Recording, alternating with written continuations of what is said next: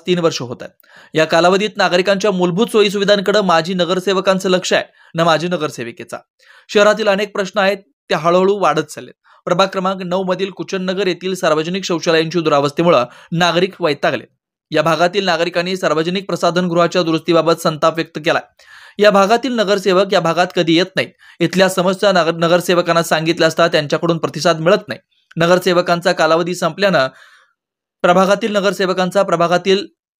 नगरसेवकांचा म्हणावा तसा प्रतिसाद अधिकाऱ्यांकडून मिळत नसल्यानं नागरिक हैराण झालेत।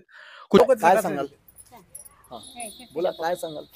बाथरूम सारखं येऊन धुत नाहीत, स्वच्छ करत नाहीत, दरवाजे सगळे तुटलेले आहेत आणि रात्री जायला भीती वाटते नागरिकांना। माझे नगरसेवक कोण आहे तिथले? माझे नगरसेवक माझे नगरसेवक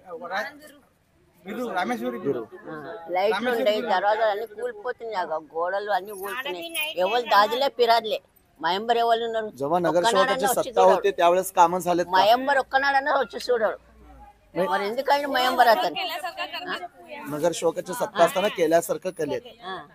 तर विषय संडासाचे दरवाजे नाही इथे अपंग देते ते काढून टाका, सर्व चांगलं करून द्या। ते तक्रार वगैरे काय केलात तुम्ही?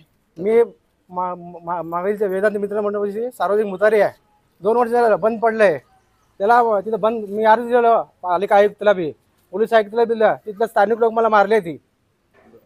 आता कोविड टायमाला आयुक्त शीतल तेली जेव्हा नवीन आली ती त्या टायमाला अजून मी त्याच्यावर दाखल हे केले बघायला चालले अजूनपर्यंत। चला ते दाखवतो तुम्हाला कसा अवस्था तिथले लोक। काय सांगाल?